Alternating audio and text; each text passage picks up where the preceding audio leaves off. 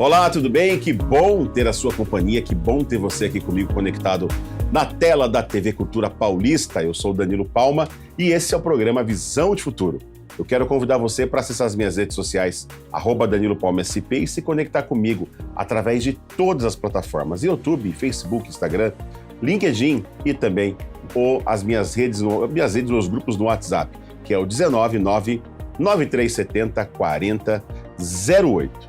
Olha, o programa de hoje nós vamos falar sobre o mundo em transformação, geopolítica e o poder global. Um assunto delicado, mas que não dá para ser tratado com qualquer um.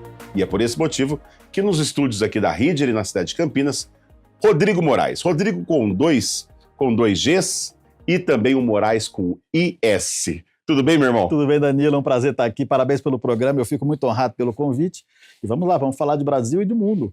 Bom, para que possamos começar o nosso bate-papo, quero que você apresente suas redes sociais também, para quem quiser entrar em contato com você, para ficar de uma forma fácil. Tá, eu vou apresentar duas redes sociais, então.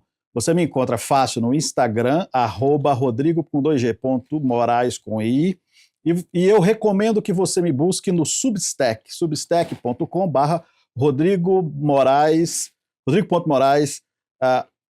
no Substack, onde você vai encontrar alguns dos textos, algumas das coisas, algumas das ideias que nós estamos colocando em circulação, nós estamos debatendo em outros ambientes, mas ali você tem uma referência de muita coisa que nós estamos falando, inclusive vamos falar aqui hoje.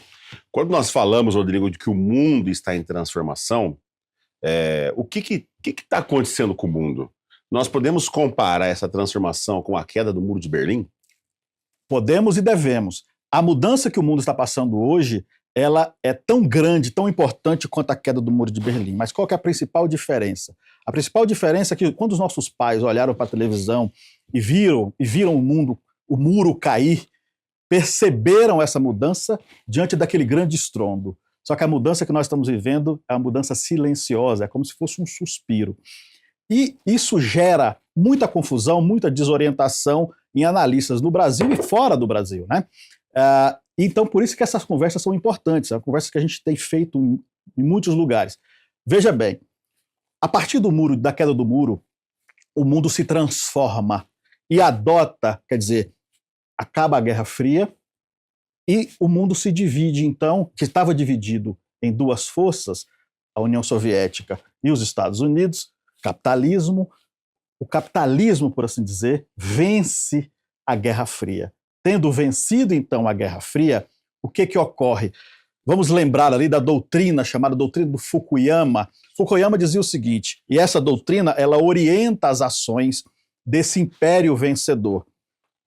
O Fukuyama defendia o fim da história. Ele dizia, veja, as duas ideologias em embate, uma venceu a outra, e a partir de agora ela será onipotente, universal, e é papel dos Estados Unidos, então, com as agências, com as suas agências, com as organizações internacionais, com a OTAN, espalhar essa ideologia pelo mundo. E foi isso que nós vimos nos últimos 30, 40 anos. O mundo, então, recebendo essa violência imperial, chamada, então, de mundo unipolar.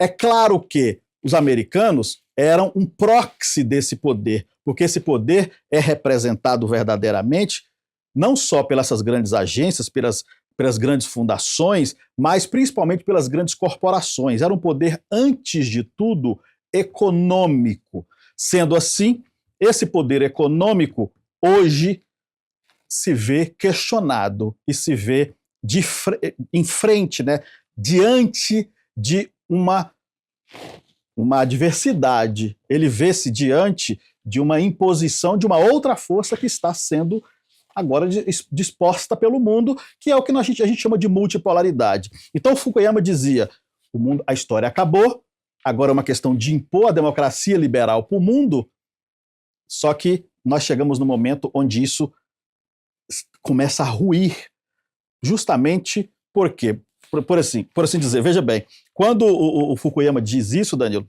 nós temos um outro teórico, Hutchinson, que dizia o seguinte, isso não vai durar, isso não vai perdurar, porque isso não vai perdurar porque o mundo é dividido em grandes civilizações. Em algum momento, essas civilizações vão se levantar e vão romper com essas cadeias.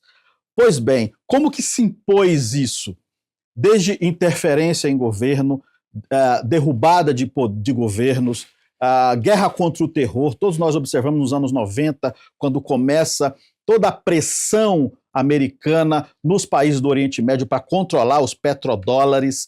Quer dizer, toda essa força econômica, ela se impõe sobre o mundo, mas agora a multipolaridade se apresenta como um novo modelo. E no coração desse império, isso aqui é importante entender, no coração desse império surge uma força de oposição, uma força que se pretende, a partir do próprio império unipolar, reconfigurar esse mundo. Isso que erroneamente está sendo chamado de extrema-direita é uma nova ideologia que eu prefiro chamar de neotradicionalismo. Você tem nomes, por exemplo, como arqueofuturismo, né, neorreacionarismo, mas o melhor nome para nós entendermos isso é neotradicionalismo, essa nova ideologia que você percebe ela capitaneada por Trump, por assim dizer. Então Trump representa esse novo grupo e quando ele vence, quando ele tira Biden, quer dizer, no primeiro mandato eles conseguem cercear Trump, mas Biden, que era um grande operador, quer dizer, Biden foi o responsável, por exemplo, pela Revolução Colorida no Brasil em 2013. Sendo esse grande operador, eles colocam o Biden na perspectiva e na expectativa de que Biden, então, seria aquela pessoa que iria reconfigurar as forças e manter as forças tradicionais em jogo. Mas ele, pela sua senilidade, a sua fragilidade, ele não consegue segurar isso. E o poder volta para a mão de Trump. E essa força, então, no coração do império, começa a questionar, a derrubar, a tomar esse poder, essa estrutura de poder. Lembrando que isso não é só o Estado americano. O Estado americano é uma proxy disso. E aí, Danilo, o que ocorre? Mas, Rodrigo, desculpa te cortar, mas o que essa força toda ela representa para o Trump e para o poder soberanista, por exemplo? O que ocorre era, antes, até então, os Estados Unidos era controlado, veja, por um único partido. As pessoas tinham a impressão de que era um partido democrata e um partido republicano. Era o que se via no teatro democrático. Só que nenhum império ele persiste com alternância de poder. Ele precisa de uma estabilidade política. Qual que era o império? Qual que era o partido, perdão? O partido era o partido da guerra. O partido da guerra era o partido que controlava os dois partidos, independente de quem estivesse ali, sentado na cadeira, era o gerente de plantão. Isso desde os anos 50, pelo menos. E esse grupo representava não só o aparato industrial bélico, mas todas as principais forças econômicas ou geoeconômicas que partiam dali. Seja o capital financeiro, seja as grandes mineradoras que tinham interesse nas guerras, quer dizer, Ucrânia, por exemplo. Você põe uma guerra na Ucrânia e você leva as mineradoras para tirar os minerais raros. As grandes petrolíferas americanas que faziam isso no Oriente Médio. Você põe uma guerra lá, diz que tem arma escondida, você já manda a Exxon ocupar. Então, esse modus operandi se dominou por pelo menos 50 anos. O que ocorre de verdade, Danilo, é que as forças econômicas elas se transformam. Por exemplo, surgem as Big Techs com poderio enorme sobre o mundo. Você sabe disso, quer dizer, Google, Meta, tem dados, possui informações fundamentais, profundas, que podem ser usadas não só para vender produtos no seu Instagram, mas para modular a percepção das pessoas, para conduzir massas inteiras em países inteiros, para derrubar governos, como fizeram no Brasil, como fizeram em vários lugares do mundo. Isso nos últimos 10 anos. Essas novas forças geoeconômicas, elas começam a buscar o seu lugar de hegemonia, suprimindo as forças anteriores. Então, você percebe que é uma guerra entre dois blocos de forças econômicas ou geoeconômicas de domínio do mundo que agora entram em conflito. Isso pode, por exemplo, essa hegemonia, ela pode valer, na verdade, pode valer o fim da hegemonia americana, por exemplo? O que vai ocorrer? Na verdade, o que eles buscam hoje, o que se percebe, chegou-se à percepção clara, óbvia, que é impossível você manter esse poderio. Esse poderio hoje, ele está em decadência, em declínio total. O mundo unipolar chegou ao seu fim. E sendo assim, o que eles pretendem fazer? Qual que é a proposta de Trump para isso? Não, porque é importante a gente ressaltar o que significa hegemonia também. É importante você poder também esclarecer, porque a hegemonia ela é aplicada, principalmente depois da Segunda Guerra Mundial, que ocorre todo esse poderio americano, para que as pessoas que estão em casa também possam entender um pouco mais detalhadamente sobre essa questão, que isso pode influenciar no que está acontecendo hoje. Isso sempre influencia. Hegemonia, obviamente, não é ditadura global, não é governo global, não é um governo político sobre todo o mundo. É a capacidade de você determinar as economias dos países e ter poder suprapolíticos ou supranacionais sobre os países. Isso pela força, principalmente, e não só dela, do dinheiro, dos grandes fundos, das grandes corporações. O poder tecnológico, político. Você entra no mercado e você vai lá comprar um Danone. Um Danone. Aí você quer um iogurte qualquer. Você vai na prateleira e você vê 10 marcas de iogurte. Se você for investigar, todas elas pertencem à mesma corporação de uma maneira ou de outra. O mesmo grupo econômico supranacional. É nesse sentido que nós falamos de hegemonia. Só que essa hegemonia também é imposta por guerras. E nos últimos 20 anos, o modelo da guerra mudou. Quer dizer, o que nós víamos nos anos 90, lá na luta contra o terror, a queda da União Soviética, por exemplo, ou o Vietnã, ou o Iraque, ou a Guerra do Golfo, o Irã, tudo que nós vimos ali sendo usado com tiro, com armas, com equipe, né, batalhão em campo, exército em campo, nós hoje estamos falando de guerra de quinta geração, nós estamos falando hoje de guerra híbrida, controle das mentes e dos corações. Na guerra híbrida, o objetivo é controlar a sua percepção, o viés da realidade e modular.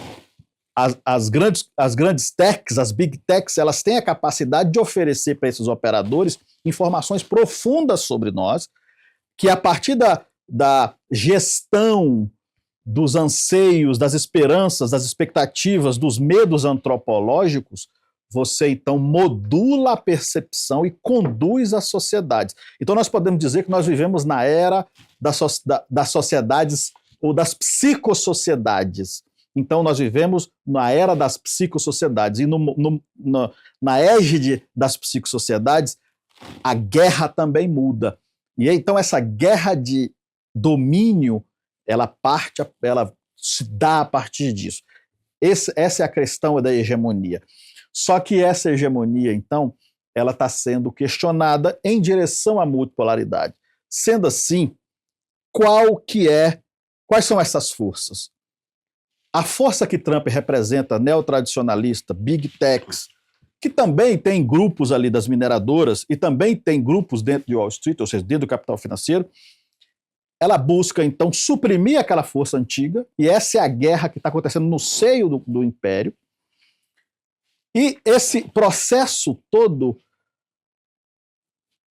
Trump, diante disso, diante da impossibilidade da multipolaridade, qual que é o propósito? Trump gera uma guerra tarifária no mundo para chantagear os países a sentarem à mesa, sentando à mesa para fazer uma nova IALTA, uma IALTA 2.0 que ele pretende fazer em Mar-a-Lago e quer chamar, né, de Grande Acordo do Mar-a-Lago.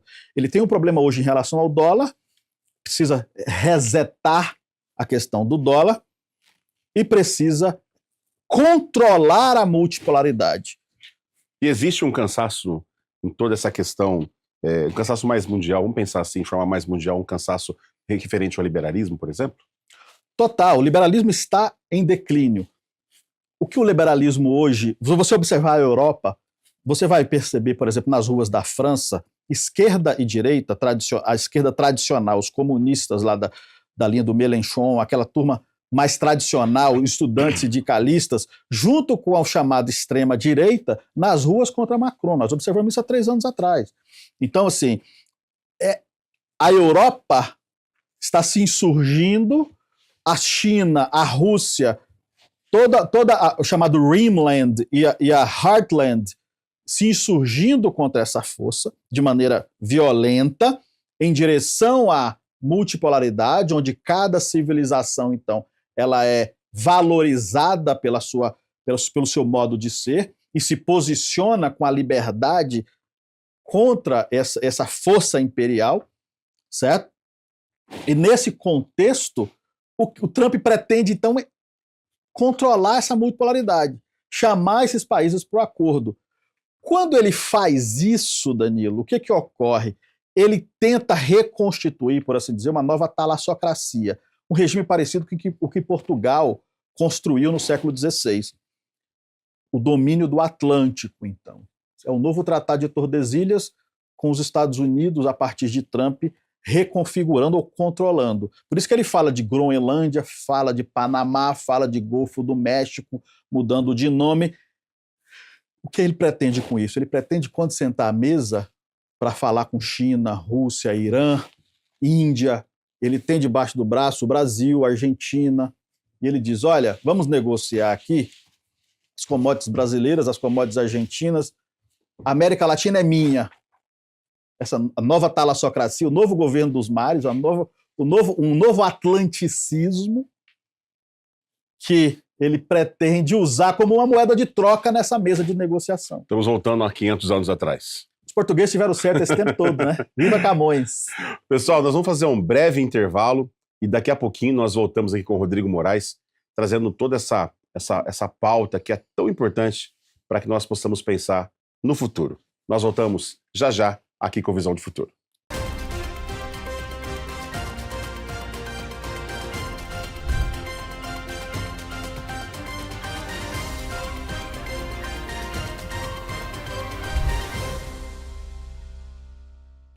Você gosta de moda? Pois é, agora é hora de falar sobre moda.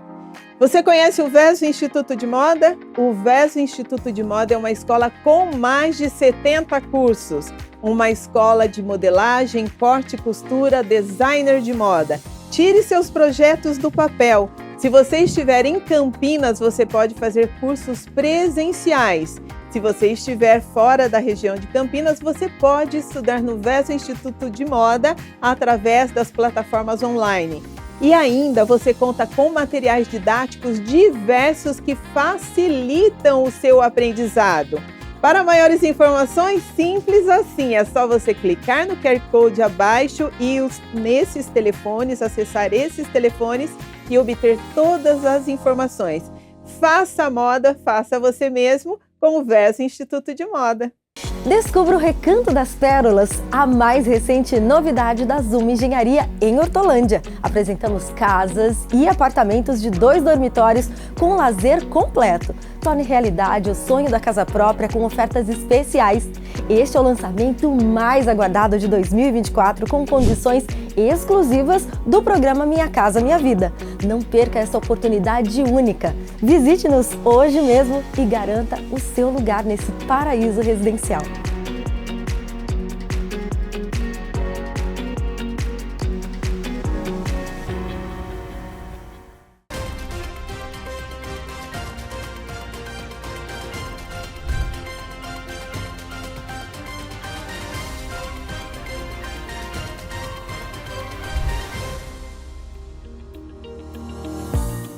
Estamos de volta no segundo bloco aqui do Visão de Futuro pela tela da TV Cultura Paulista para mais de 90 municípios de todo o nosso interior do estado de São Paulo e também para as nossas redes sociais. E eu já quero convidar você para acessar as minhas redes, que é @DaniloPalmaSP e também o meu WhatsApp, que é o 19993704008, para que você se conecte conosco e participe e com certeza receba conteúdo sempre em primeira mão. Nós estamos falando hoje da transformação global, estamos falando de hegemonia, de vários assuntos que são referências para a questão da geopolítica mundial. Rodrigo Moraes tem um detalhezinho que nós não falamos no bloco anterior, eu queria que você concluísse, antes que nós possamos entrar no tema do segundo bloco, que nós vamos falar sobre a tecnologia, a economia e o domínio digital, vamos falar inclusive sobre inteligência artificial. Pode continuar e finalizar o assunto que você estava falando. Tá. Então, é importante lembrar ou ter em mente o papel do Brasil, como ele é enxergado por essas forças. Quer dizer, o Brasil tem as grandes reservas de minério, a questão agrícola, as commodities agrícolas, mas mais importante, a maior reserva de água, a maior floresta do mundo, mas mais importante, a população brasileira é entendida como commodity creditícia, tá, Danilo? Commodity de crédito. Nós somos entendidos nesse jogo, por essas forças, como uma espécie de proletariado externo, né? Como quintal. Isso foi dito, mas nessa nova conjuntura também, essa força neotradicionalista representada por Trump também pretende manter a posição do Brasil como esse território neocolonial, esse bolsão neocolonial. Essa é uma coisa importante para você observar ou ter em mente quando você observar todo o jogo de forças que estão sendo montadas, remontadas no mundo e como isso se reflete, por exemplo, no orçamento da República, nas forças políticas locais, nas relações econômicas, em toda e principalmente nas agendas que essa nova ideologia tem trazido. Quer dizer, a nova ideologia traz para o Brasil uma coisa que se chama cismogênese. O que é cismogênese? Uma divisão artificial de fora para dentro da sociedade a partir da contraposição de agendas e da sensibilização de medos antropológicos. Vou explicar de uma maneira mais simples. Impôs-se sobre o Brasil uma falsa polarização. Se você ouvir um analista ou um político falando que o Brasil precisa romper a polarização, ele não sabe o que está dizendo. Ele não sabe o que está dizendo pelo seguinte: nós não vivemos mais uma polarização, que é um fenômeno natural na política. Toda eleição tende a se polarizar, certo? Só que nós estamos vivendo um modelo, um mecanismo neocortical, uma ferramenta de guerra híbrida imposta no Brasil, onde você, a partir da identificou-se do povo brasileiro, no seio do povo, os medos e as esperanças mais profundas antropológicas a partir de novas modalidades de ciência social e de ciência política e de antropologia, a partir de ferramentas de guerra de quinta geração, guerra neocortical, por exemplo, você então estimula esses medos e você lembra disso, o Brasil vai virar a Venezuela, o cristianismo vai acabar, o comunismo vai tomar conta. Todos esses medos, então, foram sendo sensibilizados e trabalhados no seio da população para gerar, então, uma prisão numa guerra ideológica artificial que sequestra a pauta política.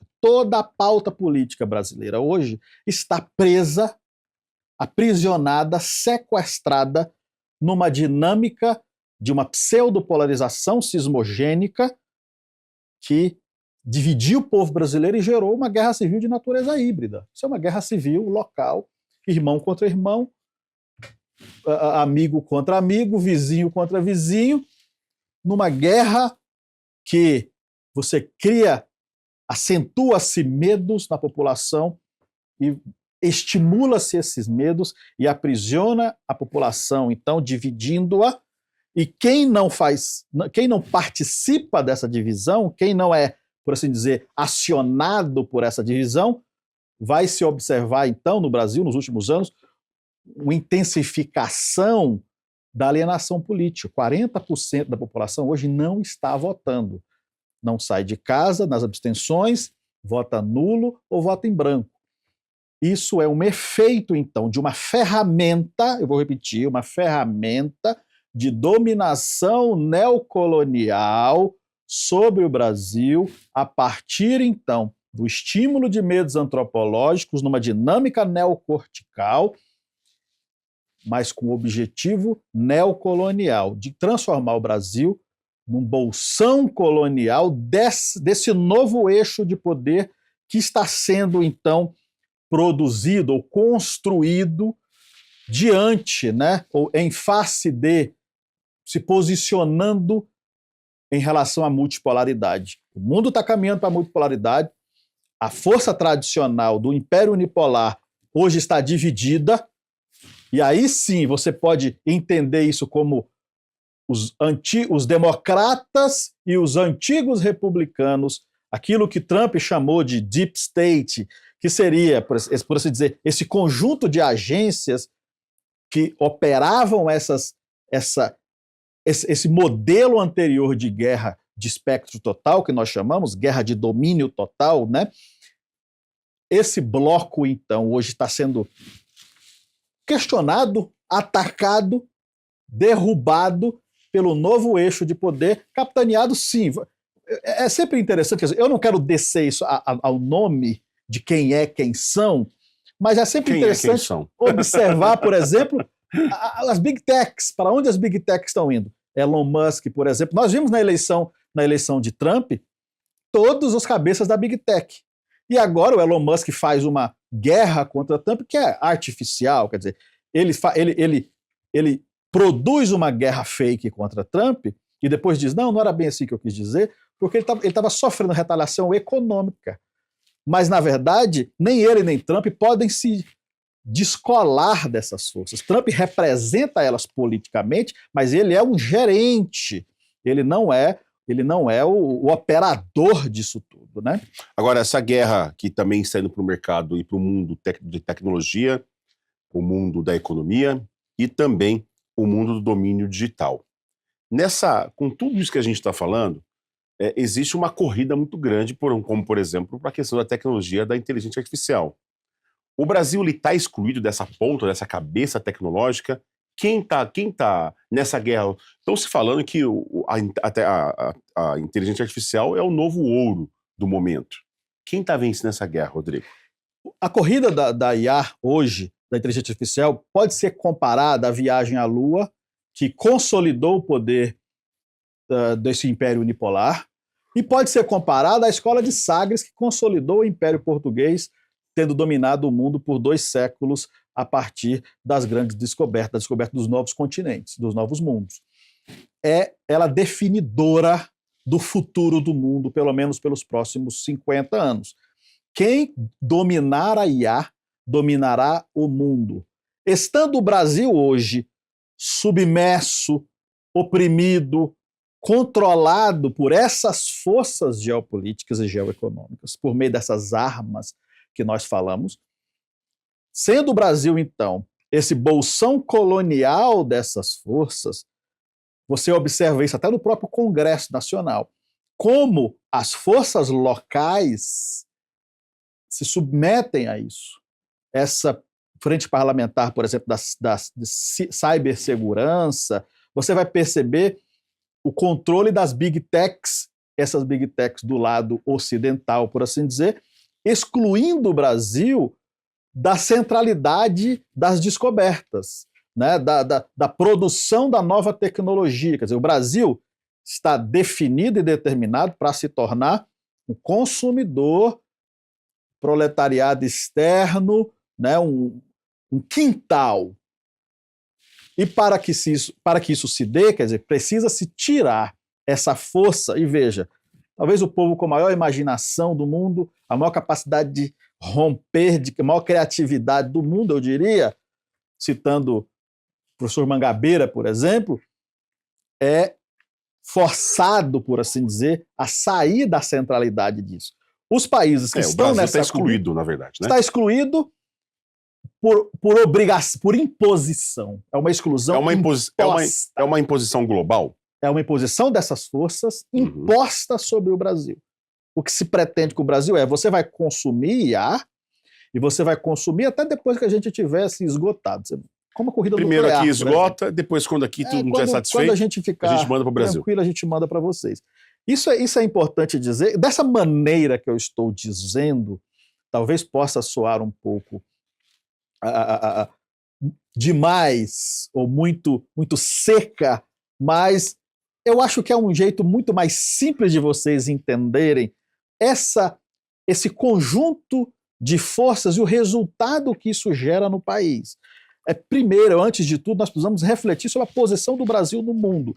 E a posição do Brasil no mundo em comparação e em análise com as forças locais. Qual a decorrência de todas essas forças operando geopoliticamente ou globalmente sobre o Brasil, a partir dessa percepção de que não, o papel do Brasil é ser um bolsão colonial, é ser uma colônia desse novo modelo imperial, multipolar que seja, e como isso reflete na política diária. Eu vou te dar um exemplo. Quando se fala, por exemplo, em privatizações hoje, só se fala em privatizações num modelo neoliberal, daquele liberalismo das pernas abertas, entrega para o capital, porque o brasileiro é corrupto, o brasileiro é incapaz de fazer a gestão da sua infraestrutura, e é melhor entregar, então, sendo assim, ao grande capital. Agora, você vai ver isso em todas as discussões, seja segurança pública. Ontem eu falei em outro programa sobre segurança pública, pontuando ela dentro dessa discussão. Veja, a discussão da segurança pública hoje, toda ela é controlada pela cismogênese. Discussão da economia, emprego, saúde, educação, tudo está sendo discutido como que numa prisão. Você só pode discutir isso aqui. É demarcado, controlado e segmentado para essa direção. É exatamente o que eu ia entrar no assunto agora, porque eu ia te perguntar o que o Brasil mais perde em não estar na frente desse avanço tecnológico mundial. E quando nós falamos sobre isso, nós também temos que lembrar sobre a questão de controlamento de dados. Perfeito. Porque o Brasil está anos-luz atrasados quando nós falamos em controlar dados. Como que você enxerga tudo isso, Rodrigo? Primeiro, você precisa entender, você que usa a rede social, você precisa entender que aqui você está alimentando uma ferramenta onde ela terá então sobre você informações e é capaz de fazer previsões sobre a sua vida e quem você é, que nem você é capaz de fazer. O nível de avanço de previsibilidade a partir dos dados que você mesmo alimenta a máquina, e eu não estou falando, obviamente, para não se usar, porque eu tenho. Você precisa saber que esses dados são usados não só para te vender sabonete, são usados para modular a sua percepção. Sendo assim, há que se refletir sobre um controle disso. Hoje, essa discussão ela é tosca no Brasil. Ela é a liberdade é eu poder usar indiscriminadamente e a rede social pode ter o que ela quiser de mim. Em contrapartida, qualquer discussão sobre controle dos dados é tratado como censura. Os outros países, por exemplo, os países sérios, estão todos discutindo internet nacionalizada. Qual que é o poder que o país terá sobre os dados que essas grandes empresas estão obtendo, extraindo. Por isso que eu digo que o brasileiro, o povo brasileiro, é a maior riqueza do Brasil. É o seu povo. É o seu povo, mas isso é literal. Essas grandes empresas, essas grandes fundações, essas grandes agências internacionais, elas entendem isso também. Então elas sabem que ter todo esse controle sobre o povo brasileiro, isso é a nossa maior riqueza. Você conduz esse país para onde você quer. A grande discussão sobre dados no mundo é nacionalizar a internet, cercear o acesso das big techs aos dados do Brasil, dos países, mas o Brasil, você vê, pela cismogênese, você limitou a discussão. Se eu sou a favor de qualquer forma de restrição à big tech, então você é a favor da censura. Ou você é a favor de liberar tudo, ou você é a favor de controlar tudo. E quem controla tudo, obviamente que vai ser rechaçado. Então essa discussão, a centralidade da discussão, ela é tirada do país. Você é impedido de tratar a questão pelas suas camadas, percebe? Isso tem relação com o que nós falamos no primeiro bloco. Cismogênese.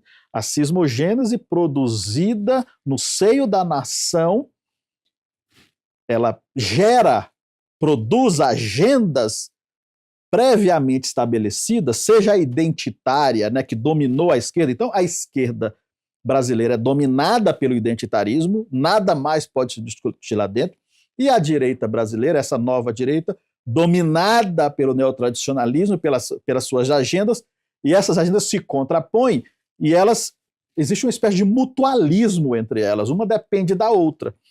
Na medida em que eu radicalizo um lado, né, isso é modelo neocortical de guerra, eu radicalizo um lado e eu gero mais radicalização do outro. Então essas agendas se retroalimentam no controle e no sequestro da pauta.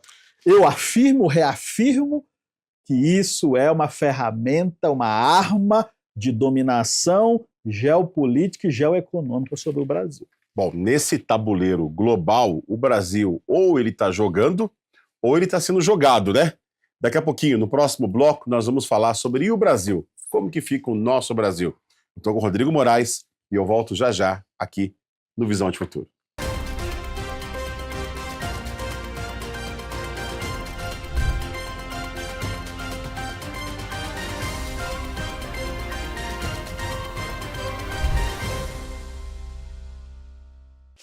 Você gosta de moda? Pois é, agora é hora de falar sobre moda. Você conhece o VESO Instituto de Moda? O VESO Instituto de Moda é uma escola com mais de 70 cursos. Uma escola de modelagem, corte e costura, designer de moda.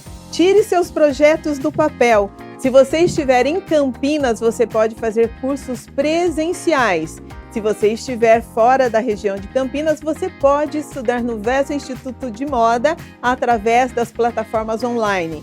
E ainda você conta com materiais didáticos diversos que facilitam o seu aprendizado.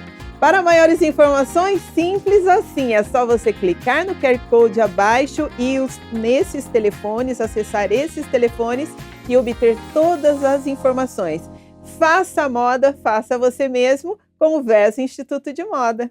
Descubra o Recanto das Pérolas, a mais recente novidade da Zoom Engenharia em Hortolândia. Apresentamos casas e apartamentos de 2 dormitórios com lazer completo. Torne realidade o sonho da casa própria com ofertas especiais. Este é o lançamento mais aguardado de 2024 com condições exclusivas do programa Minha Casa Minha Vida. Não perca essa oportunidade única. Visite-nos hoje mesmo e garanta o seu lugar nesse paraíso residencial.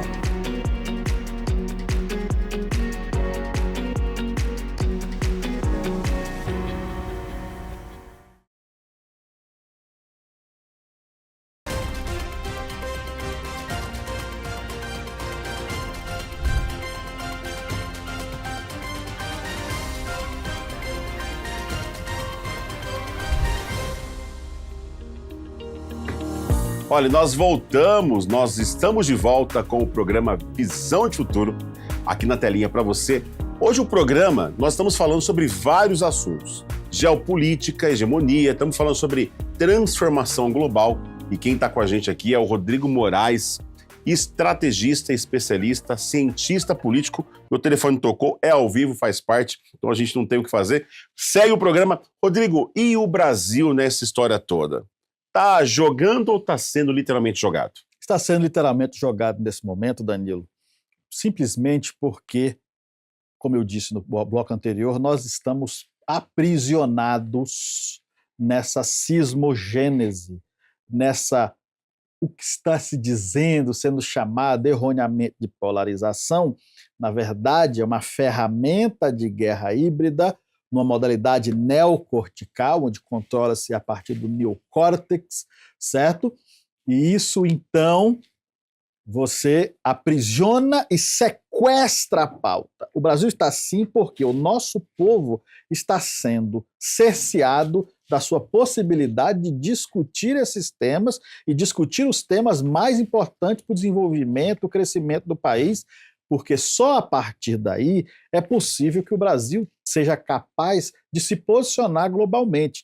Se o Brasil não resolve seus problemas internos, se o Brasil não tem, a palavra é projeto de país, se o Brasil não tem um ideário que o unifique, porque essa é a grande diferença do Brasil em relação à China, à Rússia, aos Estados Unidos, ao Irã, à Índia, a África do Sul, todos esses países hoje possuem, por assim dizer, uma ideologia que una o povo.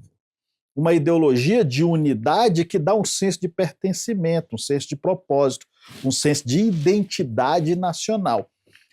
Essa guerra civil fake, artificial, imposta sismogenicamente, de maneira neocortical sobre o país, impede que o país seja capaz de refletir e se enxergar com senso de irmandade e que nos projete para frente. Estando, então, escravo disso, quando você não tem uma estratégia, você faz parte da estratégia do outro. Então, hoje, essa é a nossa posição. E aí, tem uma coisa interessante. Lá fora, e é por isso que diz que o Brasil não é para amadores, né? Porque lá fora, eu disse que essas duas forças, a força, por assim dizer, neoliberal tradicional, que está em declínio, e a força neotradicionalista, Europa, né, Rússia, Estados Unidos, elas estão em conflito hoje pela hegemonia do mundo. No Brasil, os representantes dessas duas forças, olha que interessante, nesse momento, enquanto a gente está conversando, esses representantes estão se alinhando. É como se o neoliberalismo estivesse fagocitando o neotradicionalismo. Isso que erroneamente é chamado de olavismo ou bolsonarismo ou extrema-direita, que é um nome pior ainda para se compreender, dificulta ainda mais a compreensão desse fenômeno, dessa nova ideologia. Essa força está sendo fagocitada pela força tradicional. Os representantes do neoliberalismo no Brasil eram, historicamente, os partidos de centro, que impunham sobre o país, por assim dizer, recebendo essa influência de FMI, das agências internacionais, OTAN, trazia-se para o país, então, esse modelo e pacificava o povo, silenciava o povo. Quer dizer, esse é um modelo de uma alternância de poder, onde direita e esquerda que senta na cadeira tem que se submeter a esses parâmetros, seja da ONU, seja do Império Unipolar, assim sucessivamente, ou principalmente ao grande capital. Esse é o grande operador, né, desse jogo político brasileiro. Dentro desse contexto, então, veja bem, enquanto lá fora eles estão se degladiando, no Brasil eles está sendo fagocitado. E os analistas políticos brasileiros normalmente estão, como eles trazem as categorias de fora para tentar entender o cenário de dentro, as categorias acadêmicas principalmente, ele fica perdido. Então você vai ouvir muita gente falar, isso é a extrema-direita, isso é uma polarização. Essas pessoas estão, obviamente, importando categorias para um fenômeno que, no Brasil, talvez eu possa afirmar que é único. Porque em todos os outros lugares do mundo, essas forças estão se matando, se degladiando. Aqui, ela foi fagocitada, e daqui a pouco nós vamos ter eleições nacionais, e essas eleições, então, vão ser reflexo. Vocês vão perceber isso. Vocês vão perceber que todos os políticos, para ficar fácil, né? Todos os políticos de centro vão se afirmar de direita e vão, claro, dizer, não, mas eu não sou tão radical, mas eu fui tradicionalmente de direita. Isso a gente pode dizer que a direita brasileira, ela está sendo um pouco, na verdade, absorvida por uma elite neoliberalismo? Perfeito, exatamente isso. A força tradicional neoliberal, que domina, então, o mundo desde os anos 50, como eu disse no primeiro bloco, essa força, obviamente, domina o Brasil. Ela entra no Brasil com muita força a partir dos anos 60. Nos anos 50, para dar um contexto histórico, o Brasil estava vivendo o que eles chamavam de anos dourados, né? Desenvolvimento, a coisa toda da bossa nova, toda aquela força da música, da grandeza de um Brasil que vai ser grande, toda aquela energia que o Brasil gerou nos anos 50 para se tornar grande, que era reflexo produzido, um produto da Semana de Arte Moderna para apontar ao mundo, apresentar ao mundo o grande Brasil, nos anos 60, principalmente na segunda metade dos anos 60, isso começa a ser controlado. Coloca-se, por exemplo, uma ditadura militar que era influenciada, ou pelo menos influenciada, para não gerar polêmica, por essas forças, né? A nossa educação foi totalmente destruída pelo acordo que o MEC fez em 68 com o USAID, né? Essa agência que hoje o Trump está denunciando. Lá nos anos 60, ela veio no Brasil e destruiu a nossa educação, né? E principalmente o controle econômico do país, ideológico do país. Nos anos 70 e 80 também não se podia discutir isso, você era chamado de comunista, por exemplo. Então, se você fosse se interpor contra essas forças, existem, inclusive, estudos muito, muito importantes sobre como que eles dominaram o mercado editorial brasileiro para impedir que essas ideias circulassem, imprensa e assim sucessivamente. A grande imprensa controlada, inclusive, né, pelos grandes fundos internacionais, tendo dos seus maiores acionistas esses representantes dessas forças geopolíticas. Então, assim, nós estamos falando de essa força que se impôs, hoje no mundo sendo questionada, no Brasil ela é fagocitada, ela é absorvida. E aí nós vamos ter um fenômeno interessantíssimo, que o mundo não vai entender, e é muito possível que os analistas locais não vão entender, que é justamente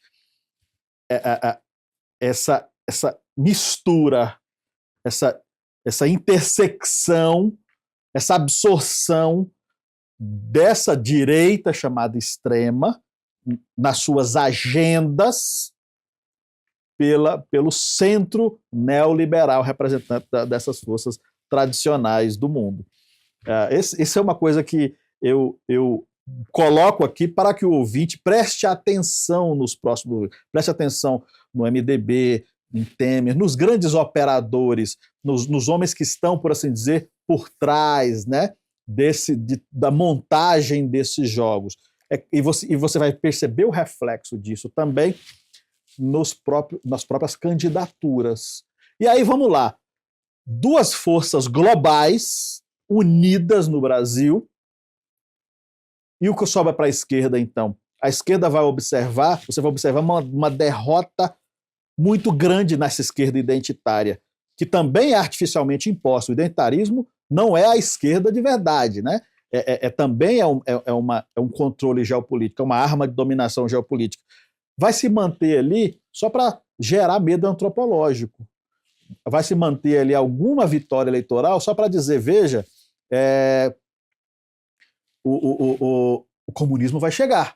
Você precisa de ter pelo menos uma ilhotazinha de pseudo-comunismo, que na verdade é identitarismo, para gerar o medo antropológico na massa do brasileiro, que vai estar votando eminentemente naqueles que, primeiro, tem todo o dinheiro, né, o recurso, a estrutura partidária para ganhar as eleições, e agora vão ter unido a isso a ideologia neotradicionalista que já está massificada na população. É a tia do Zap, é essa rede facilmente acionável que opera essa modulação e essa condução dessa massa para onde a rede manda. E, claro, essa rede é operada aí por pelo menos 3 forças, entre elas um grupo dentro das forças militares, né, que opera isso que eles chamam de vasos comunicantes, etc. Os clusters, né? Você tem esse bolsonarismo mais, por assim dizer, puro sangue, que toca isso com muita facilidade. E o engajamento também é muito agressivo em todas as esferas, né? Não só no digital, mas no presencial também. Porque, na verdade, agora você levantou uma questão muito importante que eu não tinha colocado aqui. Veja que interessante, e é da sua área, né? A imprensa, a grande imprensa brasileira, todos os jornais, todas as rádios que tem a credibilidade do meio. 80% das pessoas acreditam no que vem na TV ou na rádio, ou escutam na rádio, né? Entre 60% a 80% as melhores pesquisas. A rede social, ela tem um crédito, uma credibilidade menor, 5% a 10%. Só que hoje ela pauta a grande imprensa. Ela é o pautador. Toda a guerra ideológica cismogênica que se opera nas redes, ela replica na grande imprensa. Ou seja, o que ela é pautada no digital, ela é executada no offline. Exatamente assim que está acontecendo. Então, o trabalho do jornalista hoje tem sido ir para as redes e pautar o restante da população aquela guerra ideológica cismogênica, artificial, neotradicionalista contra identitários, ela se torna a pauta do dia nos grandes jornais. E isso é um poder total, porque você não tem contraponto. Você vai ver, por exemplo, toda a discussão de segurança pública tem um fortão representando a ordem, representando a lei, representando a indignação da população contra a violência, e você vai ter um rapaz franzino falando sobre tem que proteger o bandido, tal, que é o limite, né, desse debate. Só se debate a segurança pública nesses termos de ou você é a favor do bandido, ou você é contra, ou é a favor de matar o bandido, desumaniza o ladrão, né, o criminoso. Essa é a única pauta que se permite discutir. Mas você vai perceber isso em todos os jornais brasileiros. Porque ele tá se pautando pela guerra cismogênica, artificial, neocortical, imposta como arma geopolítica pelos grandes poderes, principalmente econômicos, grandes fundos internacionais e as grandes corporações que estão hoje disputando o poder no mundo para manter o Brasil sequestrado da sua possibilidade de discutir a si mesmo, de se unir, de construir um ideário de desenvolvimento e romper com as amarras neocoloniais que nos aprisionam. Para libertar o Brasil, nós precisamos primeiro nos contrapor à cismogênese. Para se libertar o Brasil, primeiro nós precisamos romper as amarras da pseudopolarização, da guerra cismogênica, para então, a partir disso, poder formular um ideário nacional que seja capaz de nos posicionar no mundo e refletir aqui uma grandeza, um desenvolvimento, uma grandeza do povo, uma libertação do povo das amarras econômicas. Porque aí essa é a grande questão da geopolítica, é perceber a relação entre a tragédia local, os problemas locais e as forças geopolíticas impondo essas tragédias e essas limitações de um país que tem tudo para ser o maior país do mundo. Nasceu imperial. O Brasil nasceu, é filho do império da época. Portugal era um império global.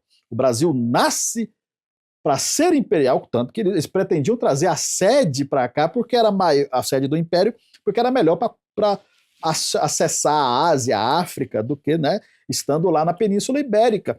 Ele nasce para ser império, mas hoje ele está sendo pisoteado, estrangulado por essas forças. Sem entender essas relações, a gente vai estar aqui falando sobre tudo aprisionado nas agendas cismogênicas, na guerra de agendas artificialmente impostas sobre o Brasil. Rodrigo, para que o Brasil não seja apenas um espectador e passe a ser um protagonista dessa grande transformação geopolítica mundial, o que tem que ser feito? Muito bem, muito boa pergunta. Como cantava Chico Buarque lá no Fado Tropical, aí essa terra ainda vai cumprir seu ideal, ainda vai tornar-se um imenso Portugal.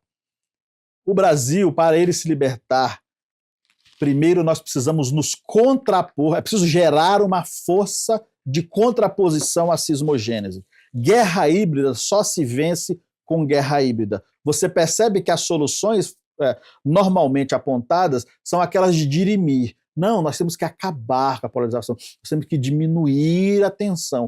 Você precisa, na verdade, se contrapor a ela. Guerra se vence com outra guerra, exército se vence com outro exército. Então, se as forças geopolíticas estão impondo sobre o Brasil uma prisão sismogênica, nós precisamos nos contrapor a essa prisão.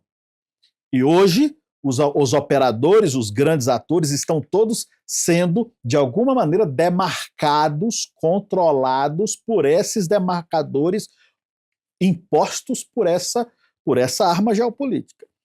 Para o Brasil, então, se libertar, na medida em que você gera uma guerra híbrida local de contraposição, é preciso constituir um novo ideário de país. Qual país nós queremos para os próximos 100 anos? O Brasil ele é repensado a cada 100 anos. 1822, Silvestre Pinheiro, os patriarcas da independência, a formação do Império Brasileiro. 1922, Semana de Arte Moderna, para gerar os anos 50, que é depois destruído porque não se podia permitir um novo Japão ao sul do Equador, como disse Henry Kissinger. Nós precisamos de um ideário que unifique o país, que seja capaz de integrar, de trazer para perto. E eu gosto de usar os símbolos, os 3 símbolos metafísicos da cruz, da espada e da enxada. A cruz, nós podemos aqui hoje, só para dar um exemplo, falar sobre a nova classe média brasileira, os evangélicos, que hoje, não que o Brasil hoje é maioria evangélica, mas o Brasil tem um modo de ser evangélico. Você pode não ser evangélico, mas a cultura brasileira se tornou evangélica. Isso sempre foi tratado pelos acadêmicos com um certo desprezo, um certo preconceito, uma certa condescendência. É preciso trazer e entender isso. É preciso reconciliar as Forças Armadas com o país. É preciso que as nossas Forças Armadas voltem a ser patriotas, deixem de ser entreguistas, deixem de fazer parte das coalizões entreguistas do país. É preciso que o agronegócio, que agora, na cultura agro, está se reencontrando, está criando consciência de si, é preciso que esse agro passe a não mais ser vassalo dos grandes fundos internacionais, dessas grandes empresas, os grandes traders, né? As trading companies que vendem ao preço do dólar, conforme definido por Wall Street, e enriquece um grupinho de pessoas, enquanto mantém o sertanejo e o caipira brasileiro lá estrangulado, com baixos salários. É preciso que esses setores, eu estou citando 3, que são mais visíveis nesse símbolo, mas esses símbolos englobam todos os nossos setores, dos mais pobres aos mais ricos, dos mais intelectualizados aos menos intelectualizados. O Brasil precisa se unir num projeto único de poder. O que hoje, quando você me escuta, parece uma coisa muito distante. Mas não é distante porque nós estamos sofrendo, o nosso povo está sofrendo. Essa pressão está sendo exercida de uma maneira, eu diria, e agora com Trump, até irresponsável.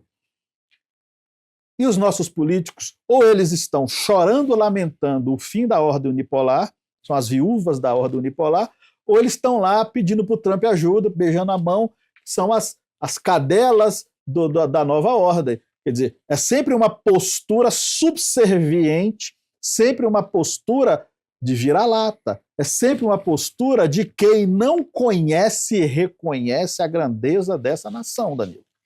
Rodrigo Moraes, obrigado pela sua participação, obrigado pela sua presença. E para a gente poder finalizar, você já começou, essa sua última fala, ela trouxe um pouco da tua visão, mas eu quero que você, de forma muito sintetizada, fale para nós qual que é a sua visão de futuro sobre tudo isso que nós falamos no programa de hoje. Eu vou repetir que esta terra ainda vai cumprir seu ideal. O Brasil, Danilo, nasceu para ser grande, o Brasil nasceu para ser império. O Brasil foi pensado, e não só isso, o Brasil foi profetizado, ordem de Cristo. Esse Brasil, ele está muito próximo de se mostrar. Esse Brasil hoje, existe uma única cortina que o impede de perceber e vislumbrar sua grandeza. Essa cortina se chama cismogênese. Essa cortina é essa imposição de uma divisão artificial gerada como uma arma geoeconômica e geopolítica sobre o país. O desvelar dessa cortina vai mostrar ao povo a capacidade de, diante dessa nova conjuntura que nós falamos, que está se desenhando no mundo, o declínio de uma força e a assunção de uma nova força da multipolaridade, essa nova conjuntura é a oportunidade perfeita para hoje o Brasil se romper e voltar a ser líder, voltar a ser relevante no mundo, voltar a sentar à mesa, deixar de ser o bolsão colonial, deixar de ser uma colônia, um quintal do grande capital, das grandes corporações, dos grandes bancos, para se tornar livre. Liberdade, como diriam os mineiros, ainda que tardia. Rodrigo Moraes, obrigado pela sua participação, obrigado pela essa aula, gente. Mais uma aula aqui hoje com o professor Rodrigo sobre geopolítica e também da transformação do mundo e também o que esperar do nosso Brasil. Rodrigo, tuas redes sociais. @rodrigo2g.moraes com i no Instagram e substack.com/rodrigo2g.moraes com i. Você vai lá ter acesso a alguns textos, algumas coisas que a gente tem escrito. O Substack é uma das melhores redes sociais que tem, que eu acho que é assim. Você já foi naquela festa cheia de gente, todo mundo bebendo, conversando alto, fazendo barulho, e aí, quando acaba, sobram 3 pessoas na cozinha lavando prato e a conversa fica boa. É aquela conversinha afiada. É aquela conversinha bem na afiada. Cozinha lavando prato. É quando a conversa da festa fica boa. Então eu sempre recomendo, porque ali a gente pode conversar, discutir ideias e discutir ideias boas. A plataforma ela é própria para filtrar as boas ideias. Então, me encontre lá, que lá a gente vai ter uma conversa produtiva. Rede social é guerra, eu não gosto muito de guerra, eu sou um cara da paz. Obrigado, Rodrigo Moraes. Obrigado também a você que esteve acompanhando com a gente esse programa muito especial. Falamos sobre o futuro do mundo, o que está acontecendo no Brasil, sobre geopolítica. Foi uma aula, o professor Rodrigo deu para a gente aqui. Obrigado. E eu aguardo você também nas minhas redes sociais, @DaniloPalmaSP, YouTube, Facebook, Instagram, TikTok, LinkedIn. No TikTok não tem dancinha, tá bom? Mas você se conecta comigo lá também. Rodrigo, obrigado pela participação, obrigado pela sua presença. Pelo convite. Foi uma aula aqui para o nosso Visão de Futuro e que eu espero você na próxima semana, conectado comigo, conectado com você. Vamos em frente e vamos juntos.